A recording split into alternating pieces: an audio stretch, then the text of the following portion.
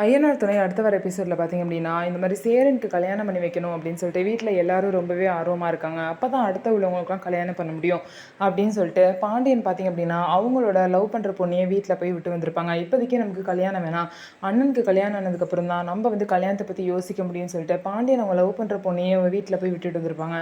இதனால சேரனுக்கு வந்து பார்த்திங்கன்னா ஒரு வரன் வந்து வந்திருக்கும். ஸோ அதனால இவங்க ஜாதகம் பார்க்கணும் அப்படின்னு சொல்லிட்டு ஜாதகத்தை கேட்குறாங்க. ஆனால் பார்த்திங்க அப்படின்னா ஜாதகம் யாருக்குமே இல்லை வீட்டில் அப்படின்னு சொல்லிட்டு எல்லாருமே சொல்கிறாங்க.